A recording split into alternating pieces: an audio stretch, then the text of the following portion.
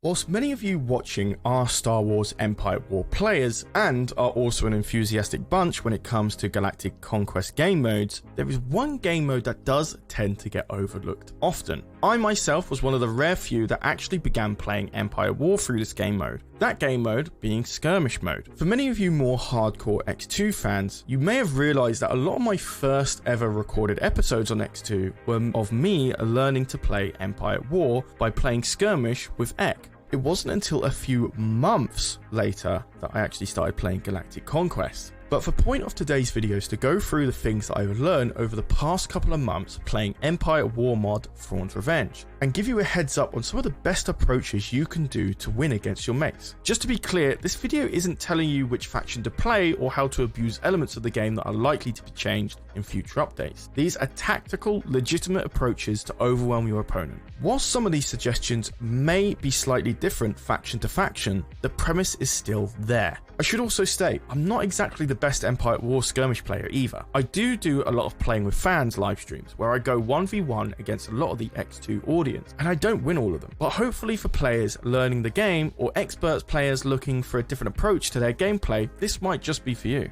But of course, what is an EcksToo video without a question of the day? Well, today I want to ask, what is your current favourite faction in Empire War Thrawn's Revenge? For me, it's actually the New Republic. They used to be my least favourite, but with the 2.3.6 update, I absolutely love their early to mid-game dominance now. The Quasar, Nebulon B and the Mon Cala line are all fantastic to use. That and the small selection of ships to choose from make it easier to know what you need at a given time, and it's a very straightforward faction to play. And of course, let me know your answers in the comments below. So before we get into it, the map I'll be covering is the modded map Astravis Madness. I feel like this is the best map for symmetrical gameplay. Whilst official maps like Hypori Heat have this as well, I feel like they're way too cramped and it's incredibly easy to get caught out by the enemy space station because of it. Plus, any capturable defenses like the Hut asteroid stations or the sensor pods pull away from the main objectives and can cause stalemates or severely shortened game times, as once players have it, makes it very difficult to come back. I usually go for the max credits, which is 8,000, and turn off heroes, as it does mess up the symmetrical elements of Astravis Madness, as the hero station is in the top right of the map. But with that out of the way, I'm going to throw it over to Scriptless Charlie as he explains how you can win skirmish modes in Empire War Thrawn's Revenge. Alrighty, Scriptless Charlie here, and first thing I'm going to do, I'm just going to quickly pause and explain myself on my actions and everything. So first thing what we have is that we have two fighters here spawned. You can change this in the settings, but usually we want to have matches with two spawning ships like so. So what I really recommend is that you have one of them go straight down to your bottom asteroid and the other one to go to the closest asteroid to your space station. For us, it's the bottom asteroid. For the enemy, it'll be the top one. We move those over, and I recommend building one carrier and 3 frigates or cruisers, depending on what faction you're playing. So for us, it's 1 Quasar and 3 Nebulon Bs. What we want to be doing is then deploying that 1 Quasar as close as we can to the center asteroid. We should be able to build on our asteroid in the back there, and we want to move our fighter roughly around here, and we'll explain why later. You want to move your Quasar in as fast as you can so you can get coverage on that center asteroid as soon as possible, because we don't want the enemy to have the advantage of being able to capture that asteroid before us. So as that's all moving along, I really recommend that you highlight your space station and click control 1 click. So every time I press 1, I can build. I don't have to exactly go all the way back to my space station and then click to build something. I can just press 1 and then it'll come up in my menu immediately. So here we've already got our set. We've got straight to the center asteroid. We're moving down to the bottom. We're building on the back one here, and we're moving our X-Wing to a secret location at the top right here. So moving on, we can see that we've already got 2 Nebulon Bs already built. I try to keep one very close to the nebula. Close enough so that, you know, we can fight anything on the other side here. Now, in an unusual case that the player decides to intercept your bottom asteroid, so here we've got a carrot cruiser and 2 fighters. The AI does tend to do this a lot more than what a player would do. It's too much risk for a player, but because the hard AI has increased income, they're going to give it a go. So here, what you want to probably do is just drop in another Nebulon B just to protect it. Nebulon Bs also spawn in X-Wing, so that's something to also take note of. Really, really useful for a case like this. And again, they don't seem to be pushing for the center. Most players will, because it is the symmetrical alignment. It's dead center, and you know, it's all about trying to fight for that asteroid in the center. Both of you are going to get there at the same time. It's all about who gets there first. So in a rare case like this, because we're not being contested on the mid, I'm going to drop in a Nebulon B, a second Nebulon B on this Carrack cruiser, and I'm going to start firing on it here. Now, they seem to be pretty aggressive here, so what I'm going to do is I'm going to press 1 and start building more Nebulons, which you can do just like that. So in this case, for an example, we're going to treat the bottom side as the middle one, and pretend that the one that we have definitely secured is in the middle. So just a bit of a change there. So one thing that you want to take note of, depending on whatever faction you are, is that you have to micromanage your ships. So that can be in a case of where you press Control A together to have a full list of your ships and being able to look at what ones are, you know, depending on their health, etc. So with our frigates, which are Nebulon Bs, we have the ability to boost shield power. So what we really want to do here is, because when you lose your shields with shield boost power, you lose the active ability, unlike boost firepower, etc. So if we have our frigates at half shields, we want to be looking at activating our ability like so. Don't wait any more than below half, because by the time it's trying to regen, you're going to lose them all, and then the active ability is done. So for here, we definitely want to activate it now, because we've got 2 Carrack cruisers really close by. We're definitely going to be dropping more in, and I'll explain more as the battle goes on here. So we're going to try and fire here. It's regenning its shields as fast as it can. And here we just heard our construction complete, so we want to go straight back here and upgrade our asteroid. That is so vital. You need to do it as soon as possible. No questions asked. You have to do that as soon as possible. So we've got another Nebulon B, and what I'm going to be doing here is I'm going to be dropping it in the back here, which causes... Eck has mentioned this in his previous Fleet Academy. I'm going to actually activate abilities here.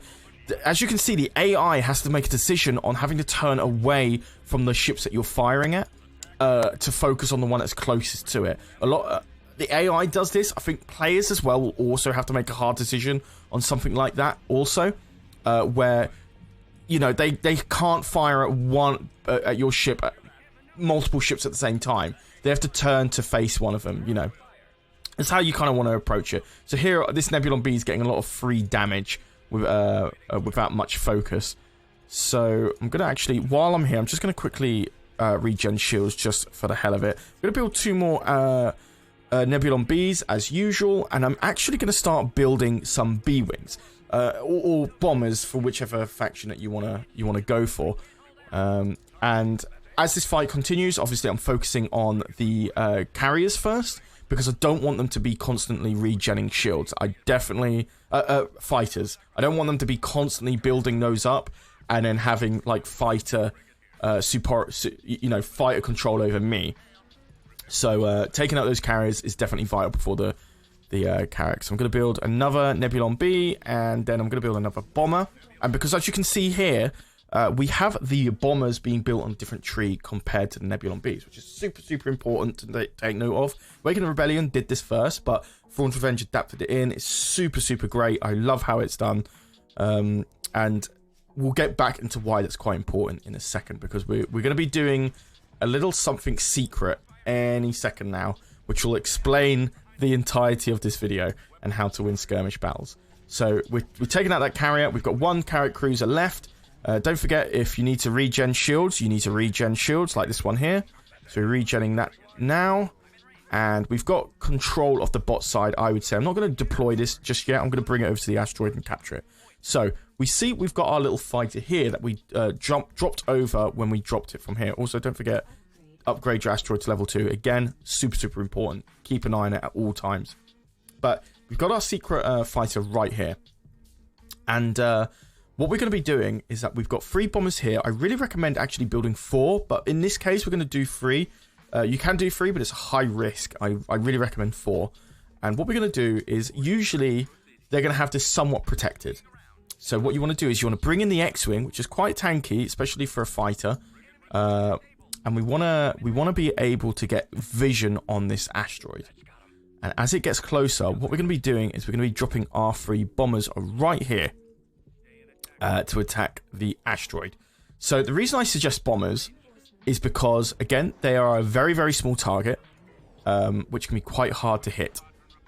So here you can see just what they're just starting to build on the asteroid. See how fast that got destroyed? Bombers do insane amounts of damage on asteroids, and they should be utilized. So if you're a different faction, you know, like for example, like you're the Empire or Great Marud, I'm not sure which factions would use it, but the Artisans is also something you can do as well with this method. They're a bit more expensive, a bit more sluggish to get the move pulled off because they can be destroyed relatively easier against other frigates or cruisers, etc. So you have to be careful of that. Bombers are definitely a better approach, and they don't cost as much. They can be a bit safer. But as you can see here, now that we've destroyed this, we're not staying. Players would usually have this protected by like maybe a Nebulon B, which we did in our game. Right now, we've got like a Nebulon B protecting our safest asteroid. This would be their safest asteroid, so they would have like a small amount of ships protecting it. They'd be mostly focusing on whichever has the highest conflict. For us, it's the bottom asteroid. For most players, it'll be the middle. So instead of staying to try and capture it, because they could pretty much just destroy our 3 bombers and X-Wing, we're moving straight into the asteroid field here. Now, this is only applicable for this map, Travis Madness, but you can utilize this move in other maps, you know, Shameless Ads or any other maps that you prefer playing with your friends. So here I'm going to go and quickly capture this asteroid to stop them from capturing it. But I'm moving these over to the asteroid field. I'm not even worried about this interceptor seeing us. It's really not that important. We've got a little minor amount of a contest there, but not that worried. But yeah, so we're moving those over to the asteroid belt over here. And I'm just going to quickly move our Nebulon B right over there. If you're in a position where you feel like you're contesting really, really easily, go ahead and tech up. But you've got to make sure that you're definitely wiping out at least about 3,000 plus credits worth of benefits over to you, you know, in terms of like, okay, I've destroyed this amount without losing any of my ships. I think it's more safer to tech up because you've got a force that's able to protect, the middle and the bottom asteroid. But only if you feel like you're really ahead. If you still have to contest anything, just play it safe. Just keep building frigates or cruisers until you start thinking that you're overwhelming the enemy. For us, we've definitely overwhelmed the enemy, and we're going for tech level 2. But again, it is a judgment call. You have to try and understand what you've destroyed, where the enemy's positioned, and make that call yourself. So with us teching up to tech level 2, we're moving over to this little asteroid. You can see it in the back. And you're probably thinking, like, why on earth are we going all the way across the map on the enemy team when there's a space station literally right there? Well, if you watch closely after I build on that, you'll be able to see that the space station, when it does come into view, will have a bit of a hard time attacking our fighters, especially the X-Wing. Bombers are going to be a bit more vulnerable, but that is not necessarily that much of a problem. I'm going to move that X-Wing in over there, straight to get vision on the asteroid, and then our bombers are going to be able to see it and then immediately start melting the asteroid. See how fast it drops? Super fast. And gone within seconds. Then we can start moving our fighters straight down here outside of this space station view. So you also saw that the X-Wing moved a little faster than the bombers all of a sudden. That's because I'm going to do it again. I'm only going to click it on its own. X-Wings will move a little faster than bombers. But the reason it moved slower, like all the other bombers, is because I selected all of them and then told them all to move at the same time. If you highlight everything and start telling it to move, it will go at the speed of the slowest unit that's been selected. So in this case, I want to have the X-Wing definitely not selected alongside the bombers, because otherwise it will go as slow as the bombers. But anyway, so with that done, we've literally wiped all of their asteroids that they have control of. So the top asteroid, which is their safest asteroid to capture, and the one in the back, which is, again, even safer. But because we've done it with 3 bombers, again, with players, I really recommend 4. If you're trying this out for the first ever time, I recommend 5 to absolutely secure it. And it's a great way of taking full map control. So here, this X-Wing has literally done a full journey across the map. And we got it for free, and it's been utilized to the max. So that's what it's all about. You're building ships, not so it can counter another ship that the enemy's built, only then to die. You've got to have it be utilized more than just fighting one ship and then it's gone. It's got to have a full universal use. Like these Nebulon Bs, like how they were positioned and how they attacked. I didn't just buy it, drop it down, and hope for the best. It's got to be all about positioning, making sure that they survive after the match, after the fight, and then being able to drag them into the next fight. Because if a Nebulon B survives and goes into the next match, next fight that I have with the enemy, it's going to be so much more stronger. But with that out the way, and we've teched up, we're going to look at like what we would build next. So for our instance, you know, for the New Republic, we've got like the MC-30C, you've got the Assault Frigate, and the MC-40A. You do have corvettes, but that's for situational uses when the enemy has a lot of fighters. But for us, we've got a selection of these 3 main capital ships. So I usually go for the MC-40A because looking at the stats, and again, Thrawn's Revenge does a brilliant way of listing all the stats for a ship, so you can get a really good idea of what they are good at. So for the MC-40A, it's 1,785 hull, 2,500 shields, and 2 medium turbo laser cannons, 2 medium ion cannons, and 2 assault concussion missiles. Really, really good damage, good shields, good hull, and the active ability of regenning shields is fantastic. You do have to micromanage it, but it's very, very strong. And then again, you have the assault frigate, which does have more hull, not as many shields, but so it is a tiny bit more tankier if you think of it that way. But it only has 2 heavy turbo lasers, 2 light turbo lasers, and 2 medium quad laser cannons. So yes, it does more damage. Yes, it has a little bit more hull, but the one thing to note is that it does have boost attack, boost firepower active ability, which is good. But I favor the regen shield ability because it allows a ship to last longer. And then if you're able to drop in more whilst the ship is still surviving, you can start to slowly overwhelm the player rather than dropping in glass cannons that can do a lot of damage but then just die. You know, it's all about making that ship survive as long as it can. So I really do like the MC-40A in this instance. So I'm going to resume and see what this ship can do. But if you're probably asking, okay, Charlie, you know that the MC-40 is better for you for New Republic. What would I recommend? What would you recommend for like X faction or Y faction or Z faction? And again, I would really just go into a skirmish mode against an easy AI and just literally go through each ship, read the descriptions, read their hulls, their shields, the damages, etc. It's really worth your time to get an idea of like what your playstyle is going to be. And again, for me, for New Republic, it's definitely the MC Mon Cala line. So that's what I really recommend. And you just have to compare and gauge, like, okay, what's going to be worth the increase in price? And we'll get into that point in tech level 3.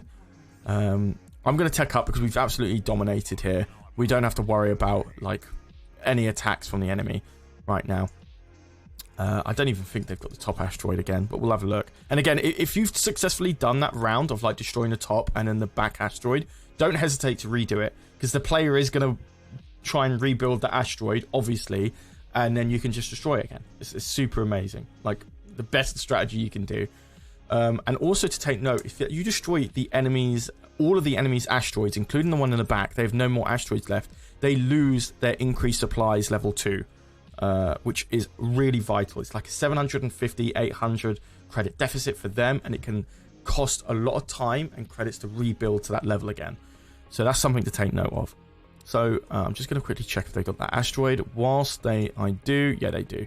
So here, again, like, what I'm going to do is I'm not even going to have that fighter stay. I'm just going to move over there. I'm going to press 1. I'm going to build 3 bombers. And then just come in and destroy it again. But other than that, I am going to speed it up so we can get this tech level 3 done. Okay, so now we've got tech level 3, we can see what we've got ships here. So You know, we've got the MC ATB, we've got the Liberty, and we've got the Boffin Assault Cruiser. So when I say about like, okay, what's the best ship for each tech level, I can't answer that. You have to go through that yourself, I'm afraid. But for the New Republic, I'm going to absolutely say the MC ATB instead of the Liberty, because the Liberty is cheaper, yes, but the hull is 3,000, shields are 5,000, 4 turbo lasers, and 2 iron cannons. Yeah, 2 iron cannons. Boffin Assault Cruiser, a bit more hull, a bit more shields, 2 heavy dual turbo lasers, 2 medium turbo lasers, 2 medium iron cannons, 2 proton torpedoes. A lot of damage, pretty good. But if you spend just 1,600 credits more, you get an insane 5,800 hull, 7,000 shields, 8 turbo lasers, heavy turbo lasers, 4 heavy iron cannons. It's just brilliant. And the active shield ability.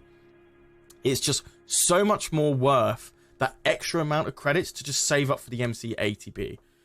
Again, some people might disagree. They might have different play styles. For me, I really recommend this. You just got to go through those descriptions, read up on it, decide for yourself. But for me, it's definitely the MC AT line. So that point finished. Again, we're going to do a quick run of the bomber again. The bombing run on this mine. No, we're not, because the X-Wing got destroyed. That's fine. But what I will say is that we're going to control A now and go to the enemy, because we've definitely won. And show you that the bombers here can also do an enormous amount of damage to the space station very quickly as well. So yes, bombing runs are still very strong. Not as strong as I would say in like base game, but it's still very, very useful. They have their uses. Again, one thing that I will really stress, and I hope that I can do as an overarching point in this video, is just how strong the fighters are. So fighter usage in Skirmish is far different than it is in Galactic Conquest. One fighter can actually stop someone from building on an asteroid for nearly a minute. And that is significant. That is so much cash that they lose out on from one fighter, which you could probably have from a free one, you know? So they're super, super important, and they should be utilized to the best of their abilities, because they're great for map control, they're great for deployment areas, and they're great for disrupting the enemy. Like, they're so useful in Skirmish. And there you go. So I guess like that's the crux of how I usually play Skirmish in Thrawn's Revenge, and this can be applied to Fall of the Republic as well. So again, in case you forget on what we did, so I'm just going to quickly go over it. And this is on a player versus player basis. We have 2 fighters. One goes to the asteroid in the back. One goes to the closest to your space station, which is the bottom. We build 1 carrier, 3 frigates. So that's a quasar that we drop in the center. We speed boost it all the way over here alongside the fighters. We capture this asteroid here. We move the fighter all the way up to like the hidden area up here. And then come back to the center. Drop a front line of Nebulon Bees to fight against whatever the player has on their front line. So, you know, if they're against they're the Empire, they're going to have like a lot of Carrot Cruisers. We're going to have the Nebulon Bees fighting against it and micromanage those ships so that we can use active shield ability. And don't forget to use the Control A to look at all the health, make sure which ones need to be active, which actives need to kick in now, etc. And just keep building frigates and fending off the most contested point of the map, which is most likely going to be the middle one. For this example, it was the bottom, but for most, it's going to be the middle. So you keep fighting those as you're slowly building up bombers from your space station, and then you deploy your secret X-Wing to come in and do a bombing run on their mine. If you survive, you need to move up to a hidden part of the area here, and you can tell that because if I beacon it, you can see it's like a nebula-esque area here. So it's really important to bring them over there so they're out of view, and then bring it into the back asteroid and take out their back asteroid. You can literally sit there and fight non-stop in Skirmish and almost stalemate, but eventually somebody's going to make a bad move, and that could be you, and you don't want to risk that. So you want to be doing a secondary plan in the background whilst you're fighting the opponent. And I've got to say, a lot of people fluke, not on the basis that they don't know how to play the game, but because it's about so much fast-paced micromanaging that you don't see in some aspects of Galactic Conquest, which you definitely do see in Skirmish. So it's all about control A, making sure that all your ships are in line, that they're regenning shields. Oh, that one's losing shields relatively quickly. I'm going to regen shield power. And again, that does also apply for like damage output. Knowing when to boost your damage output for when you look at in return for losing more shield, etc., etc. And again, it's don't forget to assign your space station on 1, so you always can just press immediately on 1, not having to move the camera back to build. Building on your asteroids from to increase supplies level 1 and then increase supplies level 2 as fast as you can, and then taking out the income from the enemy. That's what it is. The two biggest things about winning in this game is map control and limiting enemy income. It's the best thing you can do. And that is how you win skirmish games in Empire War.